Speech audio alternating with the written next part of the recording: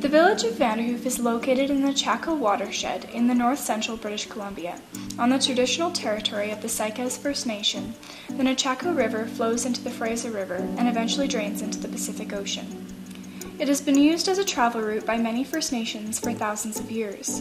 The Nechako Watershed is vast and outstretching, providing habitats for many mammals, invertebrates, and fish species, including the Nechako white sturgeon and Chinook salmon. Kenny Dam, built in 1952, redirects two-thirds of the water from the Nechako River to Kitimat to power an aluminum production plant. The diversion of water from the Nechako displaced many indigenous people and disturbed the river's water levels, temperature, and habitat of various fish. In addition, industry activity in the watershed, such as logging, mining, and agriculture, places pressure on the watershed, risking its long-term health. Luckily, youth are now being engaged in new programs to ensure the Nechako watershed is being monitored in a way to preserve the land, the water, and its people. This is the story of stream monitoring for change in School District 91. Today we are at Murray Creek, an important tributary to the Nechako River near Vanderhoof B.C. Grade 8 and 9 students from the Nechako Valley Secondary School are here to learn about their local creek. Murray Creek is surrounded by industry, agriculture, and settlement, and for many years was exploited and neglected. Luckily, restoration of Murray Creek began in 2008, when the Nechako Environment and Water Stewardship Society gathered farmers, students, and landowners together for stream stewardship projects.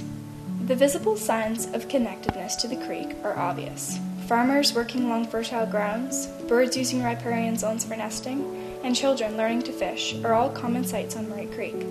However, the lives of inhabitants around Murray Creek and the Nechako watershed are affected by the health of the water to a much further extent.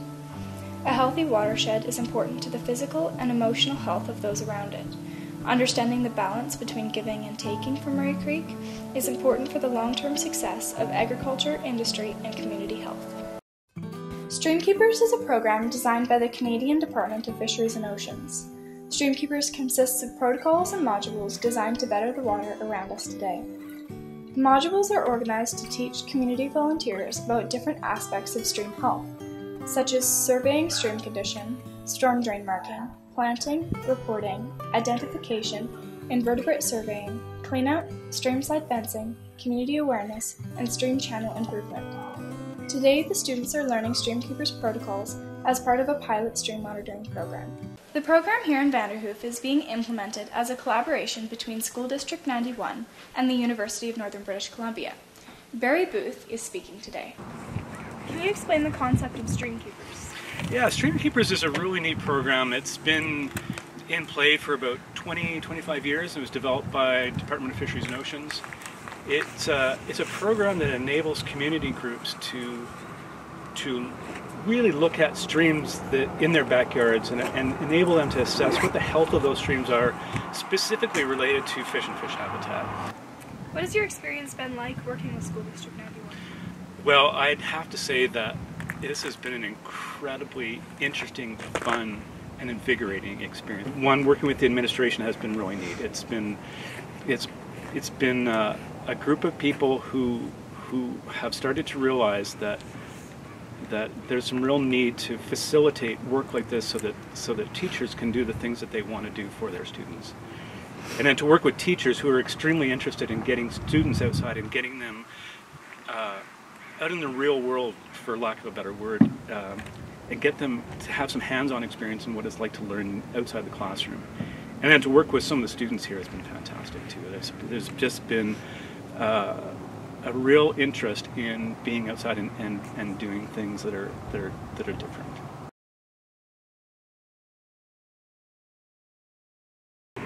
One of the places to start is climate change and the implications of climate change. I think we're already starting to see that manifest itself in a number of different ways. One is in trying to select creeks to go and work in.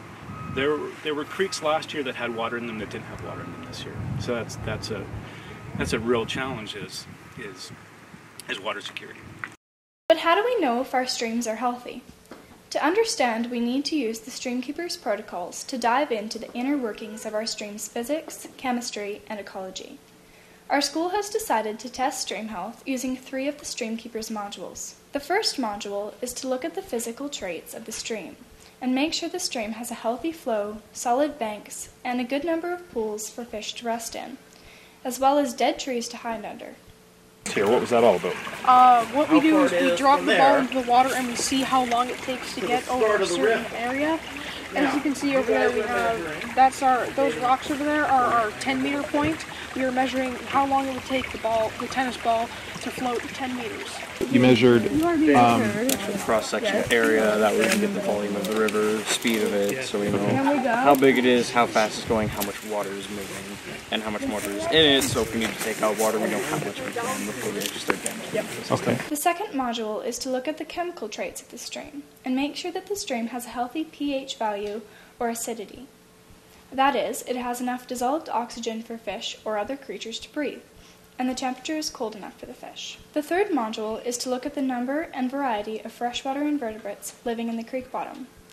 Because they feed, live, and breathe in the creek, their presence is directly correlated with what is happening in the stream and how healthy it is. Depends how tolerable they are of pollution, and that depends how healthy your stream is.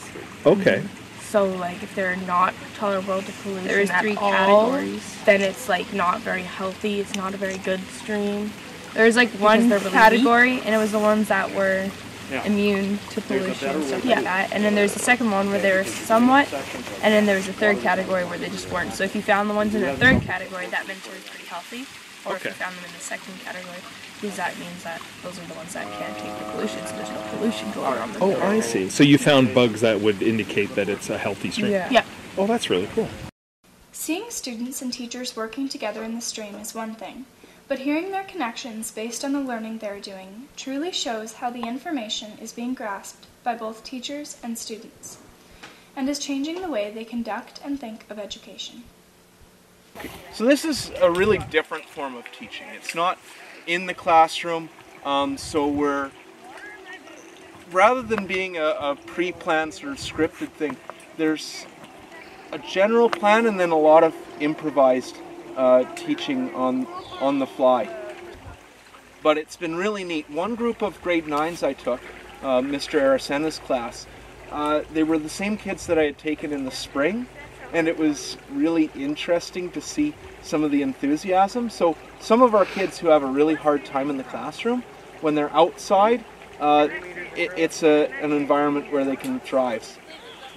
What has been your growth throughout this experience? Well, I don't really know a lot about ecology. So it's been lots of learning from other people, listening. So learning from Mr. Litton when Barry Booth has been with us, how to do things, which has been really neat. Both observing them while also managing some of the logistical things. So getting our equipment, how are we going to organize it, how is it going to work, how are we not going to lose things. So that's the stuff I can do more of, but I'm learning the other pieces as well. Right. What has it taught you about sort of the community and the Nechako Watershed as a whole? It's not something I knew about before. Well, I mean, I knew, yes, we have water. We don't want to destroy it. We have farmland. They all meet. But I hadn't known a lot about it, the details of it. So that's been interesting, and that's something I'll be learning more about, I guess, as we go. So my name is Mia Mutray, and I am a grade 8 teacher at NVSS. So what has it been like implementing the Stream Keepers protocols into the school? I think it's been fantastic because it's given us an opportunity. So us, that means teachers, educators, students, different subject areas, different departments, an opportunity to work together and collaborate and find a way to well, we're seeing similarities and a common goal, which help us find a bigger purpose maybe in education and learning about our place. So bringing learners outside, out of the classroom, is incredible. It's really powerful learning. It also embeds a ton of different skills. So it's not just looking at their academic output, but it's also working with others, problem solving on the spot, taking risks, taking care of the environment around you, being mindful of living things, of each other. There's so much learning involved. In the community of Vanderhoof, there's a strong sense of pride and care for the Nechako Watershed and its inhabitants, such as the Nechako white sturgeon and the Chinook and sockeye salmon. In the 1960s, the population of Nechako white sturgeon was averaged to be approximately 5,000. However, in 2018, the population of adult sturgeon is estimated at 630 adults. The Nechako white sturgeon is genetically distinctive because of their unusual markings, head shape, and its unwillingness to interbreed with the Fraser white sturgeon. As a community effort, a hatchery was built to try and repopulate sturgeon in the river, and students assist with their release in the spring. The number of Nechako River white sturgeon has declined over the years, making it an endangered species. However, an annual event releases thousands back into the river in an effort to save the species. Okay. Both hands, yeah, both hands. Down the chute and into the Nechako River, hundreds of young sturgeon are being released. Goodbye! That's a good name. Goodbye.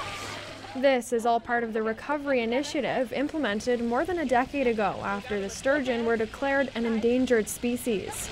The Nechako Watershed is also the spawning grounds of Chinook salmon, a species of salmon that is depended upon by the southern resident orca whales, whose numbers have dropped to only 76 individuals in the past few years. Chinook salmon are the largest species of Pacific salmon, who spend the majority of their lives in the ocean. In their final year, the salmon return to freshwater rivers like the Nechako to spawn. The travel back to the ocean is treacherous for the salmon. The condition of waterways along the length of the salmon migration is crucial to salmon survival, and yet is often impacted by industry and human pollution sources in their spawning grounds. Not many communities can say they're behind a species at risk and trying to save a species, but Vanderhoof is, and I think that that's the key, and the kids are a bonus. The kids love this. They love that the fact that this fish is a dinosaur-looking creature, and they get to name a fish, and some of these kids have gone on now, releasing them years ago, now to become biologists. Two of the main driving industries of the Vanderhoof area are agriculture and forest industry. These two industries also have a substantial effect on the Nechako watershed, but it doesn't have to be detrimental to the health of the water or the life around it. Some farmers in particular are working hard with local conservation organizations to conduct agriculture that balances the needs of farmers and the needs of the environment. My name is Wayne Selesky. I chair a society called NEWS, Nechako Environment Water Stewardship Society. We've been around for 10 years, and our role and goal is working with farms, ranches, to bring water stewardship values to them, and in return reap the reward of good streams, good fish that feed into the whole system. Can you describe your location right now? So we're on David Martin's and Sons property. They're a corporate farm owned by a family. Their goal and role is cattle, hay, grain crops. We're here on one of their properties where they feed their cattle through the summertime here, and this here is a concession on their part where we built an off-channel watering opportunity for them by taking water from the Murray Creek aspect of it through gravity, feeding it into the tire, and then the excess going back into the system. The advantage for the cattlemen is that they're not in the riparian zone, so the riparian zone is nice and healthy, as you can see. In general, what is the response from farmers towards these type of projects like the water? Generally speaking, the ranching community spends a lot of time agreeing with the need and necessities of it. Putting that into action is always a challenge and has always been a challenge. I would have thought that 10 years into our goals that we would be further along, but we do have lots of successes, and so we're measuring the successes and we're working on those that haven't. Overall, it's easy and it's populous for farms and ranches to bob their head that this is a good idea. Implementing it is the challenged issue because they haven't discovered the need yet. It isn't a personal thing for them yet. How do you see the Stream Keepers project connecting with news? Well, 50% of every kid in the school district 91 lives in the country. no different than yourself. So you're the influences that are going to take this message home to mom and dad. We've had great success in those conversations. We see them all of the time. That is where the stewardship changes will come from. They'll be driven from the kids upwards into that era, that generation of them. So, though Streamkeepers in our school district is still in its early phase, it has a lot of potential for the future. One of the next steps is to incorporate learning about First Peoples' connections to the land. We can't truly understand our creek without learning about the historical and cultural connections to the land. What do you think you've learned or uncovered about your community or connections in your community or even ecosystems that you didn't know before doing this movie? Just how all the animals that come out here and everything, like I didn't know this was Chinook bearing, I thought it was sockeye, and the Chinook are very important to the whales which are affecting to the coast, and not just our community, it affects everything. It affects the Nechako, and then it goes to the Fraser, and then it goes out to the Pacific, which is a very big deal. Personally, this watershed has a big impact on those who live in this community. We're connected to it, we're connected to the sturgeon that live out of the Nechako River, and we're connected to the way that it runs through many of our different agricultural landscapes and our properties. So to be able to see members of the community come in and work with the students and work with the teachers and come around this common goal of being able to repair something like this is really, really good. After our positive experience with Streamkeepers, we hope it can be expanded to other students and schools. So we ask you, what is your favorite creek, stream, river, or lake, and why? Is it healthy? What can you or your school do to help? You can do so much with this. This is like to analyze the stream, assess the stream, that's just the beginning. You can take this to so many levels. And at the same time, we are just becoming more rooted in our place and caring for a place that I think will stay with everybody for the rest of their lives.